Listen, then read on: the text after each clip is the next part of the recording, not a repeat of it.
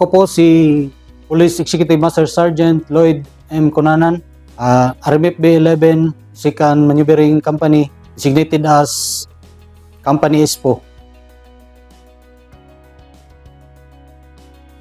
Malaking impact po ang MBK Swim sa aking sarili in relation to God. Mas feeling ko mas closer ako ngayon.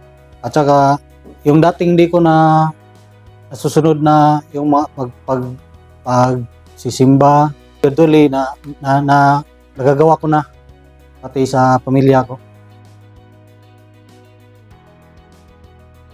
Yung pagbabago po sa aking sarili, pinapadama ko rin po sa pamilya ko, sa mga anak ko, sa asawa ko. Ganoon, tinuturuan ko mga bata sa pag-pray. Dati hindi naman masyado kasi yung wala pang MBK Swim, hindi pa masyado kayong nagpre-pray. Ngayon, nagbabago na unti-unti. As a leader, sa ngayon, yung kredibilidad ko po as Company ISPO, parang nadaragdagan kasi nakita kasi sa mga peers ko na may pagbabago mismo sa aking sarili.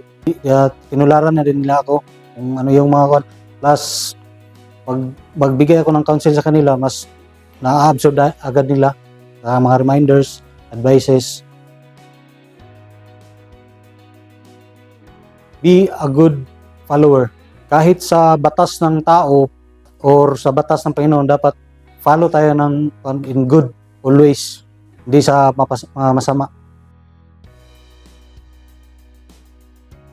Nagpapasalamat po ako sa mga life coaches na binubuhos nila yung effort nila sa pagpunta sa aming opisina weekly.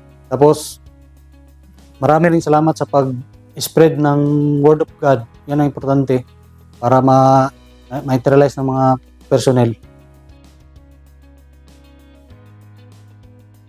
Sa lahat ng personnel, ma-PCO man or ma-PNCO, dapat talaga mag-attend tayo every schedule sa ating MBK Swim, or magsisimba tayo kung na tayo sa bahay. Tapos internalize din natin para may apply din natin sa pang-araw-araw na ginagawa natin. Once again, ako po si Police Executive Master Sergeant Lloyd M. Cunanan, RMFB 11 Second Maneuvering Company ISPO. I am my brother's keepers.